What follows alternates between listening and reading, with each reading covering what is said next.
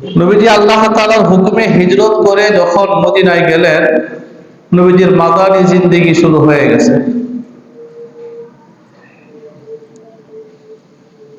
মদিনাতে গিয়ে রাসূলুল্লাহ সাল্লাল্লাহু আলাইহি ওয়াসাল্লাম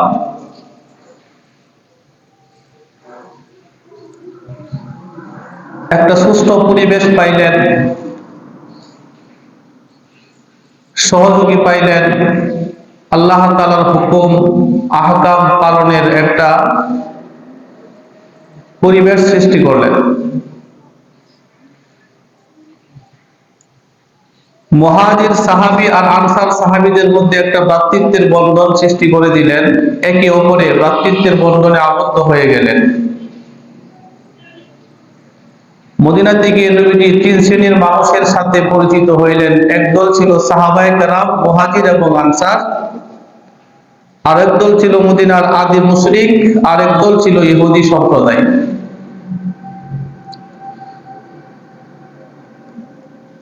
এই মদিনাতে অবস্থানকালীন সময়ে সবচেয়ে বেশি আরবদেরকে হেয় প্রতিপন্ন করত ইহুদিরা।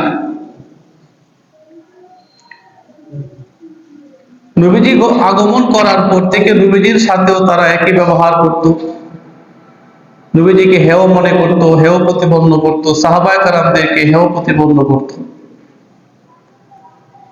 অথচ ইহুদিরাও অপর একটা দেশ থেকে নির্বাসিত হয়ে মদিনায় আশ্রয় নিয়েছিলেন। রোমানদের থেকে বিতাড়িত হয়ে তারা মদিনায় আশ্রয় গ্রহণ করেছিলেন। মদিনাতে বসবাস করে মদিনার মানুষের সাথে চলাফেরা করতে করতে আত্মীয়তার বন্ধনে তারা আবদ্ধ হয়ে গেলেন। ছেলেকে বিয়ে করাইলেন, মেয়েকে বিয়ে দিলেন, ব্যবসা বাণিজ্য করলেন। এতে করে মদিনাতে তাদের একটা আত্মীয়তার বন্ধন তৈরি হয়ে গেছে।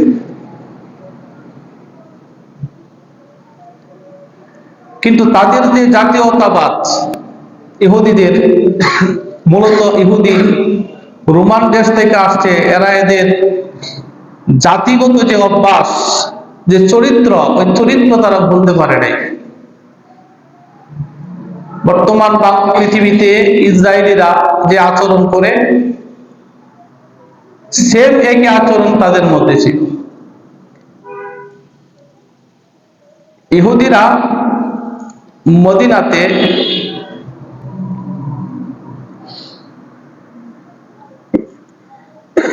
বসবাসকালীন সময়ে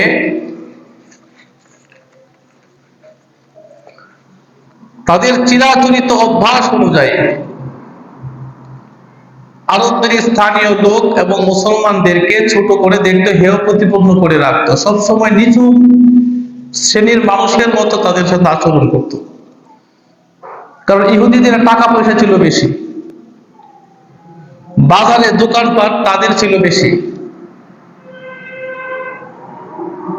তাদের মূল পেশা ছিল জাদুকরি বিদ্যা অর্জন করে জাদুর মাধ্যমে বিলকি বাজায়া মানুষের কাছ থেকে টাকা উপার্জন করা, জারফুক করা, এগুলো ছিল তাদের মূল কাজ। আর মানুষদেরকে ধোঁকা দেওয়াতে তারা ছিল সিদ্ধহস্ত। কিভাবে মানুষদেরকে ধোঁকা দেওয়া যায়, এই শিক্ষাটা তারা ভালোভাবে অর্জন করতে পারছে। তাদের ব্যবসা বাণিজ্যের মধ্যে তাদের পণ্যগুলো ছিল এক নম্বরে। তারা যে পণ্যগুলো নিয়ে ব্যবসা করত সেটা ছিল মদের ব্যবসা।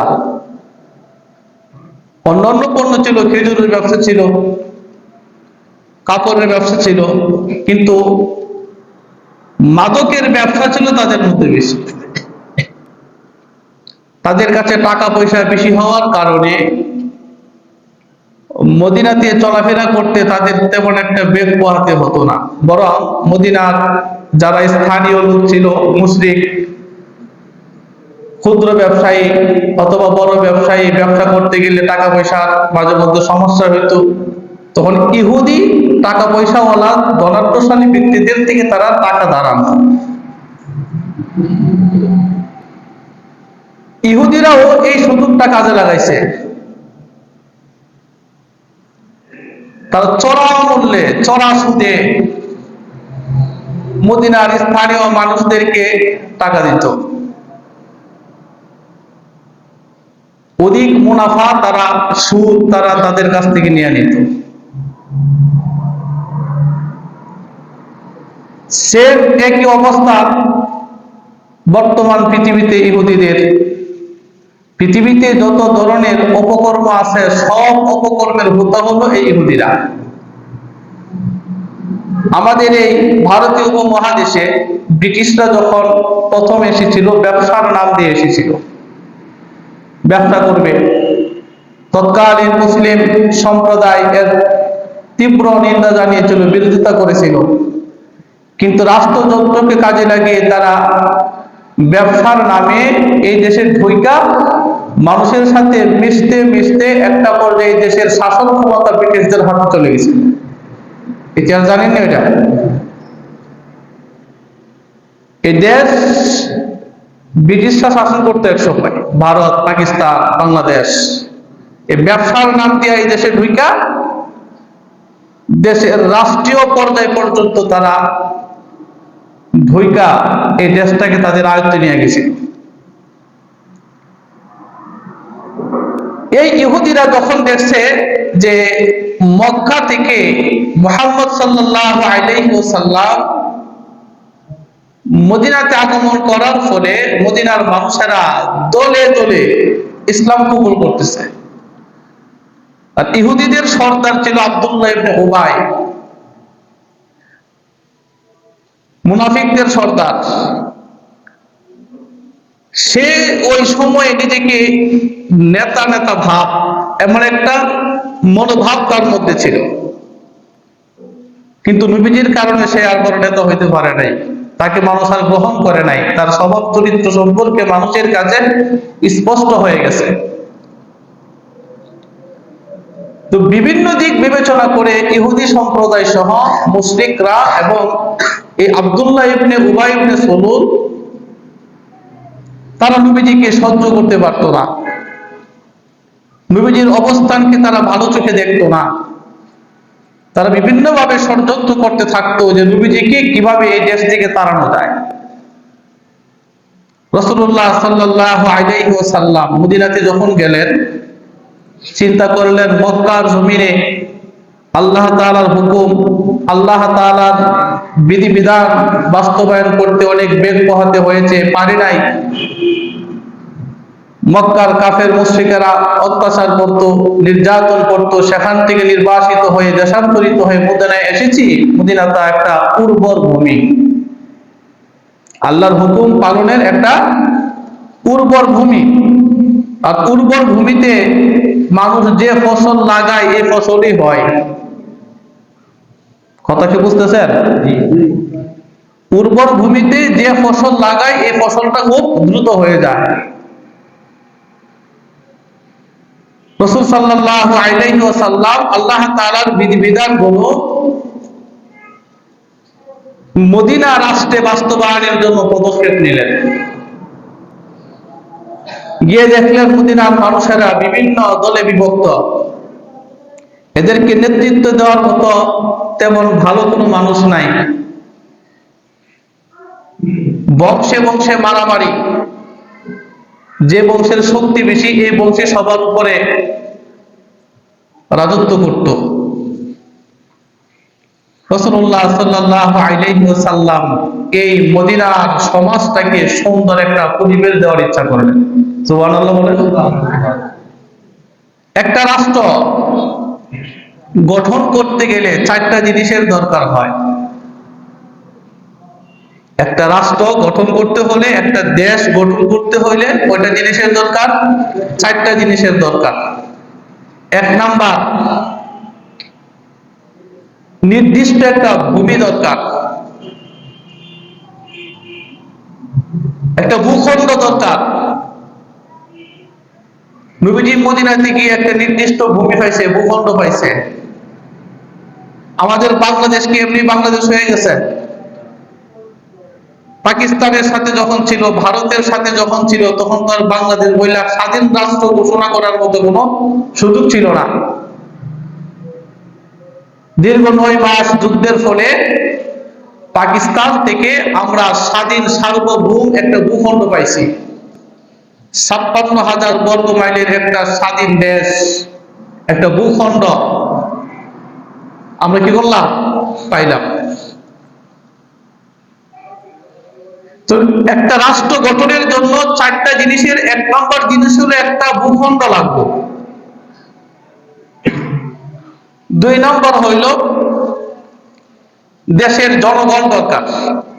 রাষ্ট্র গঠন করতে হলে মানুষ লাগবে, জনগণ। নবীজি মদিনাতে গিয়া একটা ভূখণ্ড পাইছে, আবার জনগণও পাইছে। রাষ্ট্র গঠন করতে হলে 3 নম্বর যে জিনিসটা দরকার, একটা এই রাষ্ট্র পরিচালনার জন্য নির্দিষ্ট একটা সরকার দরকার। এই রাষ্ট্র পরিচালনার জন্য নির্দিষ্ট একটা কি দরকার? সরকার দরকার। মসজিদ বানাইতে গেলেও তো একটা জায়গা লাগবো, কি কর? জায়গা লাগতো না? মসজিদে নামাজ পড়ার জন্য তো লোক লাগতো না? একই তো। আবার এই মসজিদ চালাইতে গেলে একটা কমিটি লাগবো কিনা? এই দেশ চালাইতে গেলেও সরকার লাগবে। 3 নাম্বার গেল। 4 নাম্বার, এই দেশটা কিভাবে চলবে? একটা রাষ্ট্র গঠন করতে হলে 4 নাম্বার যে জিনিসটা দরকার, এই দেশ কিভাবে চলবে এই জন্য একটা সংবিধান লাগবে, নীতিমালা। যে নীতির আলোকে এই মসজিদ চলবে, যে নীতির আলোকে এই সমাজ চলবে, যে নীতির আলোকে সংগঠন চলবে, যে নীতির আলোকে প্রতিষ্ঠান চলবে, যে নীতির আলোকে রাষ্ট্রের প্রতিটি নাগরিক চলবে, এমন একটা নীতিমালা দরকার। রাসূলুল্লাহ সাল্লাল্লাহু আলাইহি ওয়াসাল্লাম মদিনাতে যাওয়ার পরে 4টা জিনিসের মধ্যে 2টা জিনিস গিয়া পাইছেন। 1 নাম্বার, মদিনাতে একটা ভূখণ্ড পাইছে। মদিনাতে কি পাইছে? ভূখণ্ড। যে ভূখণ্ড জুড়ে মানুষেরা বসবাস করে, জনগণ পাইছে। তাহলে 4টা জিনিসের কয়টা জিনিস পাইছে? 2টা। আর 2টা জিনিসের অভাব মদিনাতে। অভাব কি? সেখানে প্রতিষ্ঠিত কোনো সরকার নাই, যে যেমন ইচ্ছা সেভাবে চলে। কেউ কারো কথা মানে না, বাপ পুরার কথা মানে না, পুরাও বাপের কথা মানে না। যে যার উপরে ক্ষমতা ফলাইতে পারে, এভাবেই চলছে। নির্দিষ্ট কোনো নীতিমালা নাই। নবীজি চিন্তা করলেন তাদেরকে এই মদিনা রাষ্ট্রটাকে একটা নির্দিষ্ট নীতিমালার উপরে নিয়ে আসতে হবে, একটা কাঠামোর উপরে নিয়ে আসতে হবে, একটা সরকার গঠন করতে হবে। আরেকটা জিনিস পাই না, যে দেশ শাসন করা, এই মদিনা রাষ্ট্র শাসন করার নীতিমালা নাই, সংবিধান নাই। সংবিধান গঠন করতে হবে। শুরু হয়ে গেল রাসূল সাল্লাল্লাহু আলাইহি ওয়াসাল্লামের রাজনৈতিক জীবন। কি শুরু হইল? নবীজির রাজনৈতিক জীবন। কিন্তু মানুষের, আমাদের সমাজে এমন হয়ে গেছে, নবীজির সব কিছু বিশ্বাস করলেও নবীজি একজন প্রভাবশালী 1 নম্বরের সুপার পাওয়ার রাজনীতিবিদ ছিলেন, ওইটা মানুষ বিশ্বাস করতে চায় না। কথা ঠিক কিনা? রাজনীতিবিদ যারা, তারা তো দেশ চালায়। কি চালায়? দেশ চালায়। নবীজিও দেশ চালাইছেন।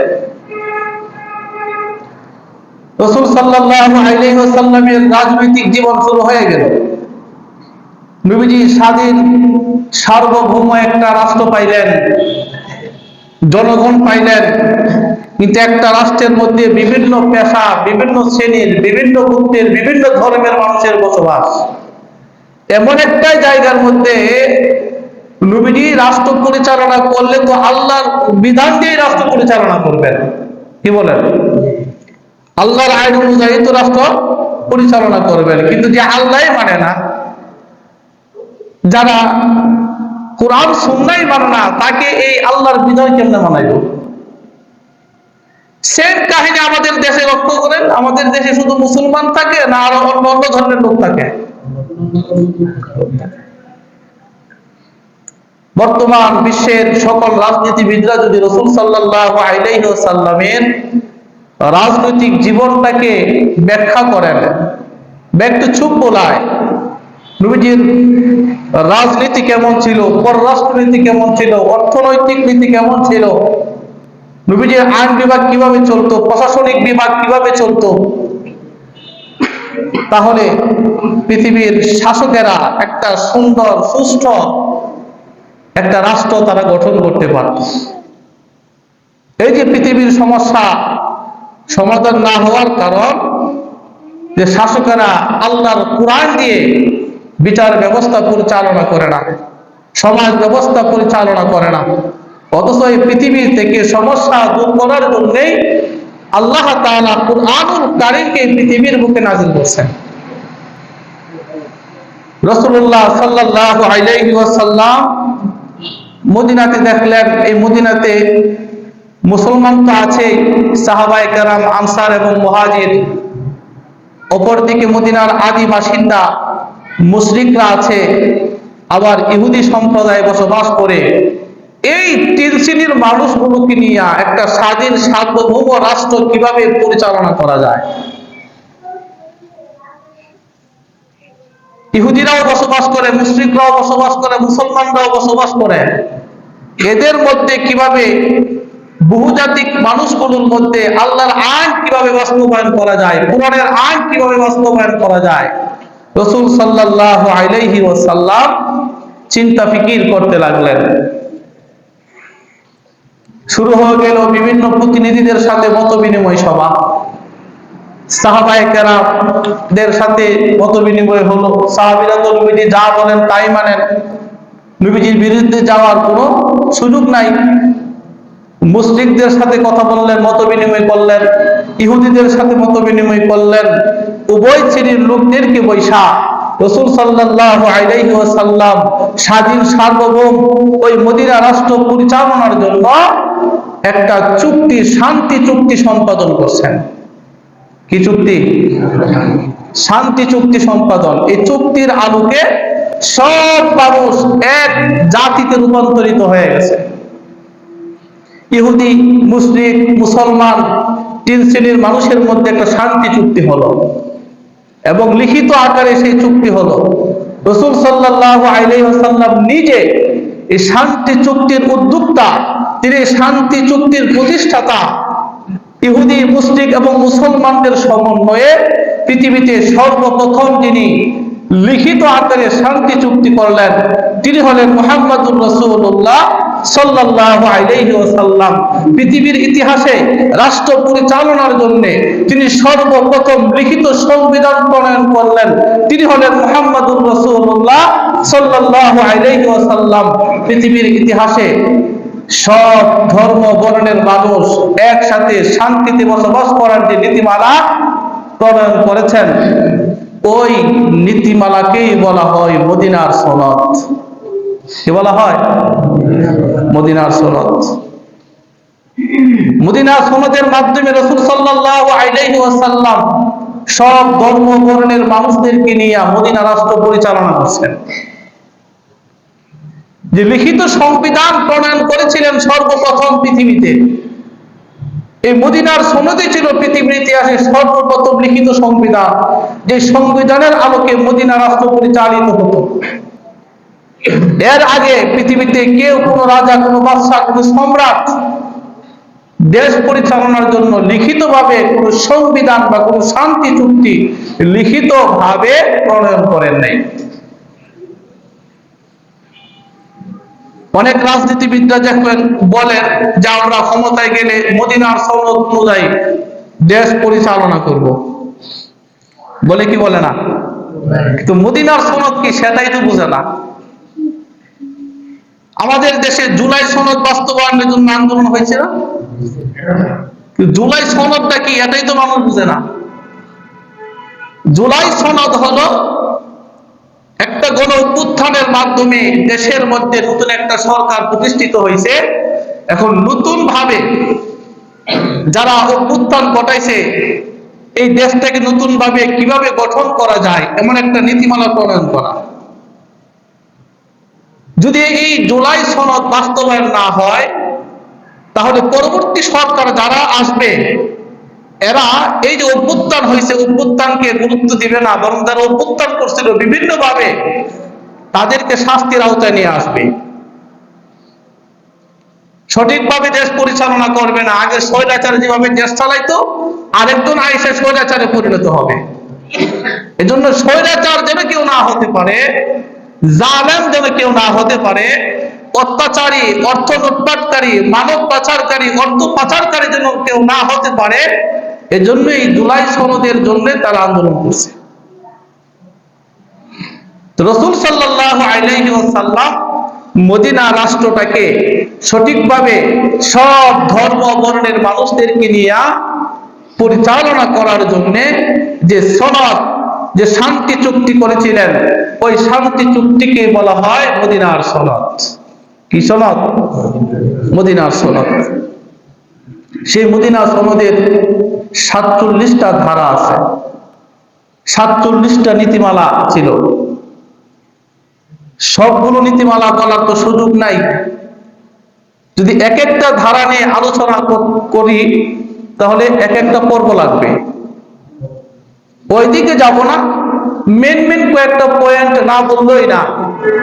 যদি মদিনার সনদটাকেও কোনো মুসলিম শাসক অনুসরণ করে, তাহলে এই দেশ, যে দেশে মদিনার সনদ অনুযায়ী নিজের রাষ্ট্র পরিচালনা করবে, ওই দেশটা নবী সাল্লাল্লাহু আলাইহি সাল্লাম যেভাবে মদিনা রাষ্ট্রটাকে সুখ শান্তিতে ভরে দিয়েছিলেন, শান্তি শৃঙ্খলার যে উন্নতি করেছিলেন, প্রতিটা রাষ্ট্রে এমন শান্তি শৃঙ্খলা বজায় থাকবে।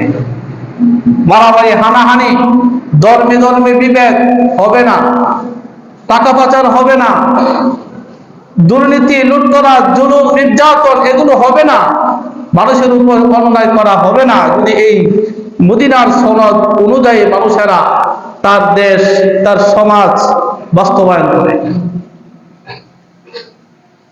রাসূলুল্লাহ সাল্লাল্লাহু আলাইহি ওয়াসাল্লাম মদিনার সনদে যে বিষয়গুলো উল্লেখ করেছিলেন, এর মধ্যে সংক্ষিপ্ত আকারে যে বিষয়গুলো ছিল, যে এই মদিনা রাষ্ট্রের প্রধান হবেন মুহাম্মদুর রাসূলুল্লাহ সাল্লাল্লাহু আলাইহি ওয়াসাল্লাম।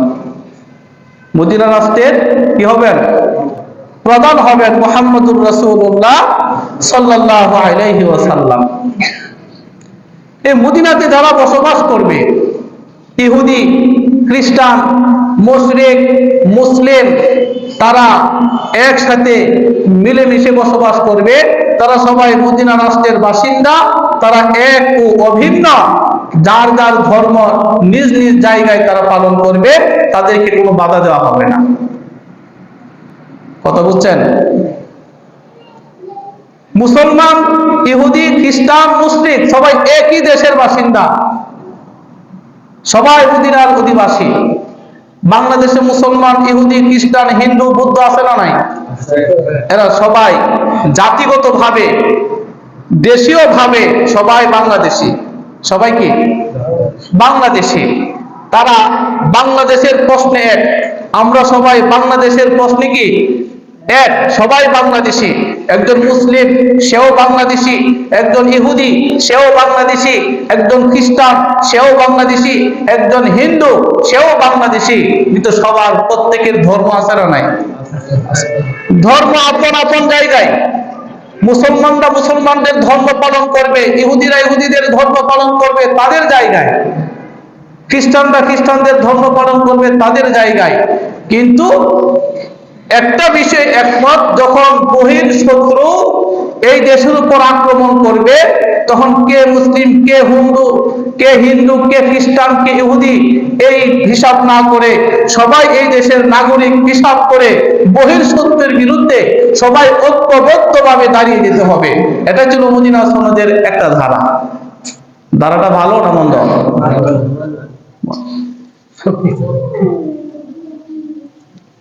মদিনা রাষ্ট্রে যদি বহির বিশ্ব থেকে কেউ আক্রমণ করতে চায়, সবাই এক হয়ে কি করবে? প্রতিহত করবে। মদিনা রাষ্ট্রের আরেকটা ধারা ছিল যে এই মদিনাতে যারা বসবাস করবে বিভিন্নভাবে এক একজনের দ্বারা অপরাধ সংঘটিত হইতেই পারে। একজন হিন্দু অপরাধ করতেই পারে, একজন ইহুদি বিভিন্ন অপরাধ করতেই পারে, মুসলমান অপরাধ করতেই পারে। একজনের অপরাধের কারণে তার পুরো সম্প্রদায়কে দোষী সাব্যস্ত করা যাবে না। একজন ইহুদি যদি অপরাধ করে, যে অপরাধ করছে তার শাস্তি হবে, কিন্তু তার পুরো সম্প্রদায়কে কি করা যাবে না, শাস্তির আওতায় আনা যাবে না। এই একটা ধারণা ছিল। কেউ কারোর উপর জুলুম করবে না, নির্যাতন করবে না। এভাবে বিভিন্ন ধারা উপধারায় ৪৭টা ধারা মদিনার সনদের মধ্যে রাসূল সাল্লাল্লাহু আলাইহি ওয়াসাল্লাম সব ধর্ম বর্ণের মানুষদেরকে নিয়ে মদিনার সনদ গঠন করলেন। সর্বশেষ কথা হলো, যখনই কোনো বিষয়ের সমস্যা দেখা দিবে, নিজে নিজে এই সমস্যার সমাধান করতে না পারলে, গোত্রে গোত্রে সমস্যার সমাধান করতে না পারলে, এই সমস্যার সমাধানের চূড়ান্ত ফয়সালা হবে আল্লাহ এবং তার রাসূলের মাধ্যমে। সুবহানাল্লাহ বলেন। সমস্যার সমাধানের চূড়ান্ত ফয়সালা কে করবেন? আল্লাহ এবং তার রাসূল। তাহলে মদিনা রাষ্ট্রের প্রধান মুহাম্মদুর রাসূলুল্লাহ সাল্লাল্লাহু আলাইহি ওয়াসাল্লাম, এই মদিনা রাষ্ট্র চলবে আল্লাহ এবং তার রাসূলের হুকুম অনুযায়ী। ইহুদি খ্রিস্টান যারা ছিল, এরা আপন আপন ধর্ম পালন করবে নির্বিঘ্নে, ওইখানে তাদেরকে কোনো বাধা দেওয়া হবে না, একজন আরেকজনের ধর্ম পালনে কোনো বাধা দিবে না। এটা ছিল মদিনার সনদের একটা ধারা। মদিনার সনদের উল্লেখযোগ্য একটা ধারা ছিল এই, আজ থেকে কেউ কোন ধরনের অন্যায় কাজের অপরাধের সহযোগী হবে না, অন্যায় কাজের বা অপরাধের সহযোগী হবে না, অন্যায়কে সমর্থন করবে না, অন্যায় কাজের জন্য সমর্থন করবে না, সুপারিশও করবে না। এটা একটা ধারা, উল্লেখযোগ্য ধারা। দেখেন, খেয়াল করেন বিষয়টা। নবীজি কিন্তু বলেন না আজ থেকে কেউ অন্যায় করবে না, আজ থেকে কেউ অন্যায় করবে না, অপরাধ করবে না। নবীজি বলছেন আজ থেকে কেউ অন্যায়ের সহযোগী হবে না, অন্যায়ের সমর্থন করবে না, অপরাধীর পক্ষে কেউ সুপারিশ করবে না। শব্দগুলো খেয়াল করেন। অন্যায় করা আর অন্যায়ের সমর্থন করা পার্থক্য আসেনি? দেখেন, অন্যায় হবে স্বাভাবিক, অপরাধ হবে এটা স্বাভাবিক, হইবে, মানুষ হিসাবে কি হবে, অপরাধ হবে। কিন্তু সেই অপরাধটাকে যদি আপনি সমর্থন করেন, এটা আপনার বড় অপরাধ। নবীজি সাল্লাল্লাহু আলাইহি ওয়াসাল্লাম এই সম্পর্কে নিষেধাজ্ঞা দিচ্ছেন, ধারা আনছেন, আজ থেকে কেউ কোনো অন্যায়ের সমর্থন দিবে না, অন্যায় করার জন্য সহযোগিতাও করবে না, এবং অপরাধীর পক্ষে কেউ সুপারিশও করবে না। কিন্তু এই যে ধারাটা যদি আমরা মানি বা রাষ্ট্রে বা সমাজে প্রতিষ্ঠিত যদি হয়ে যায়, তাহলে অন্যায় করার সুযোগই কেউ পাবে না। কি বলেন, পাবে? আমাদের দেশে অন্যায় যে করে, এটা বিভিন্নভাবে শেল্টার দেওয়া হয়, হয় কি হয় না? রাজনৈতিক ভাবে শেল্টার দেয়, অর্থনৈতিক ভাবে তাকে অন্যায় করতে শেল্টার দেয়, সামাজিক ভাবেও শেল্টার দেয়, বাপেও তারা শেল্টার দেয়। সব দিক দিয়ে অন্যায়কারী অন্যায় করার জন্য শেল্টার পায়। এই জন্য আমাদের দেশ থেকে অপরাধ দূর হয় না। এই যে উসমান হাদিকে যে গুলি করছে, কি বলেন, শেল্টার দিছে না? শেল্টার দিছে। এই অন্যায় কাজের জন্য যদি আইন শৃঙ্খলা বাহিনীর কাছে ধরা পড়ে, এই অপরাধীকে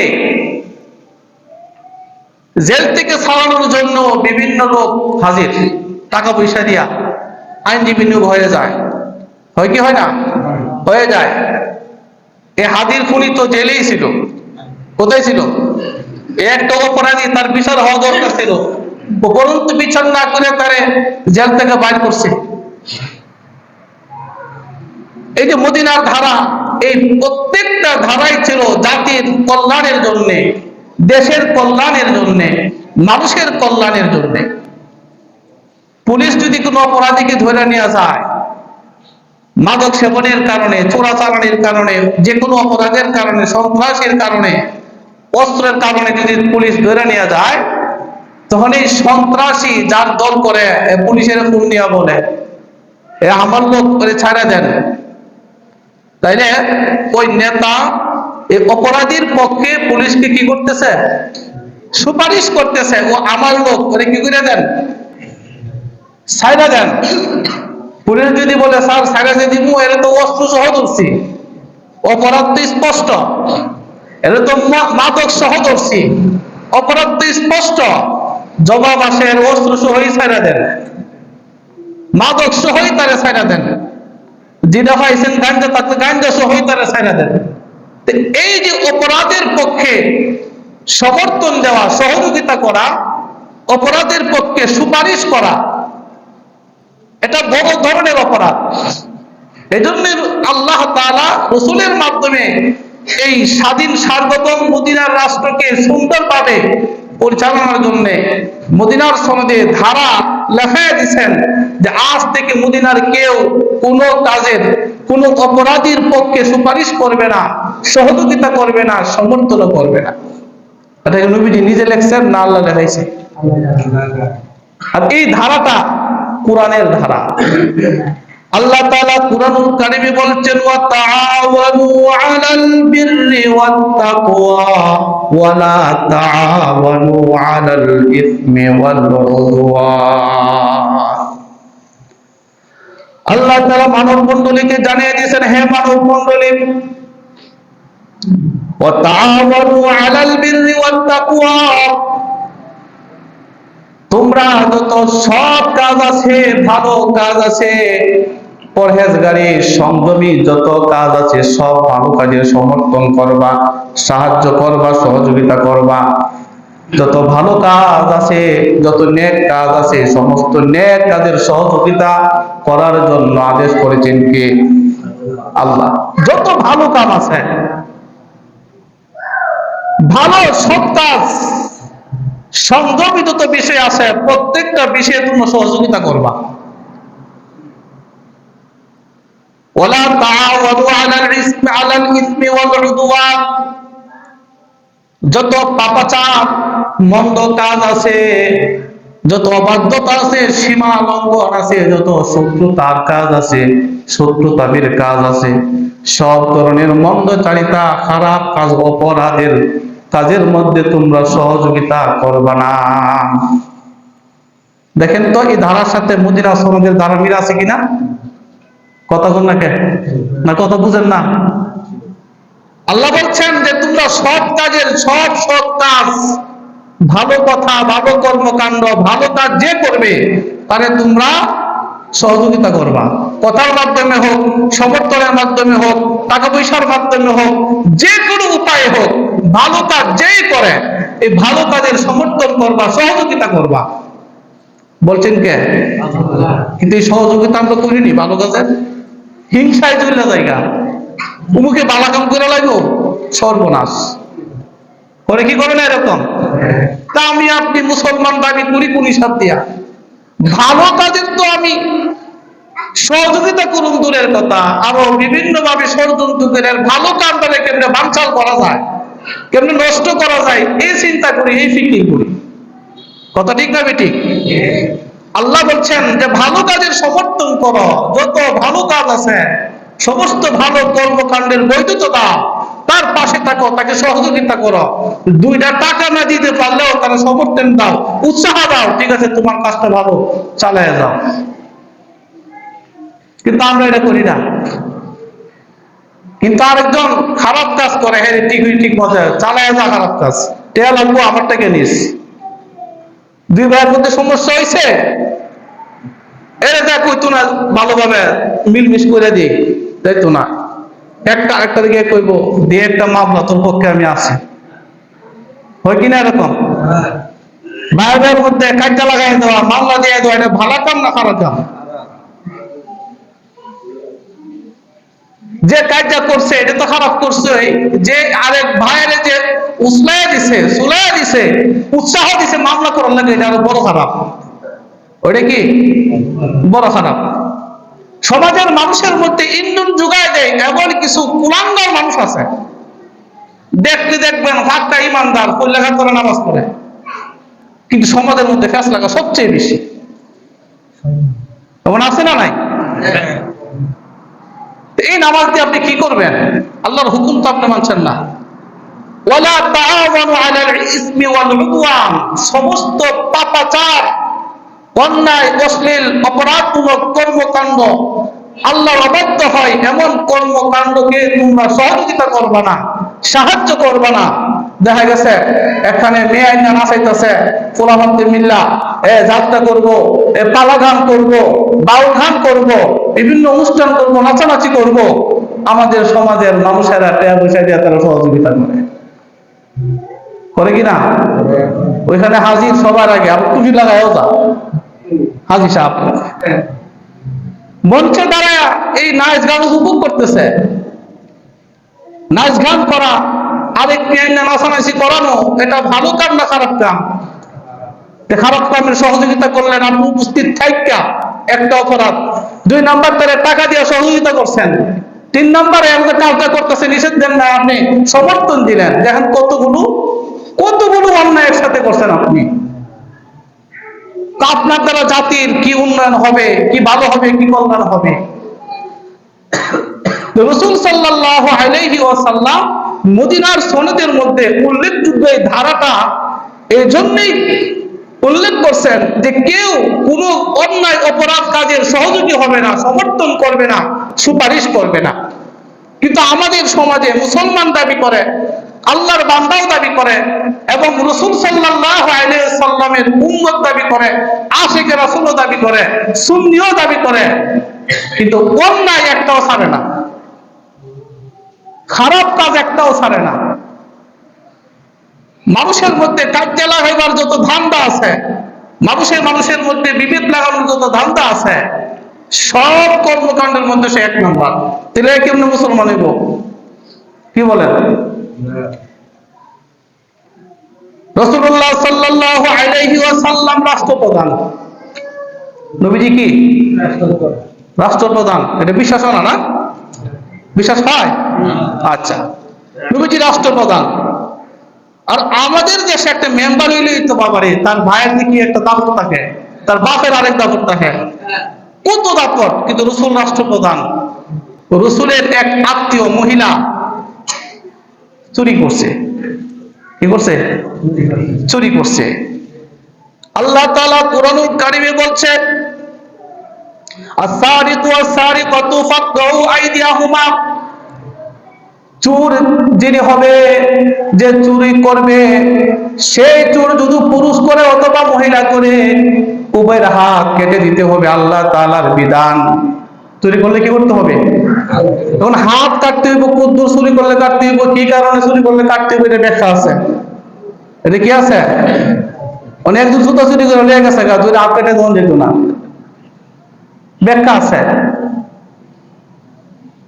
এই চুরির বিধান যখন নাজিল হয়ে গেছে, বিধান নাজিল হওয়ার পরে নবীজি সাল্লাল্লাহু আলাইহি ওয়াসাল্লামের নিকট আত্মীয়া একজন মহিলা সুন্নি, মহিলারা তো স্বাভাবিকভাবে কমই চুরি করে, সমাজে তেমন একটা বাসে না, কিন্তু এখন তো যেহেতু সিসি ক্যামেরা আছে, এখন ধরা খায় এলা।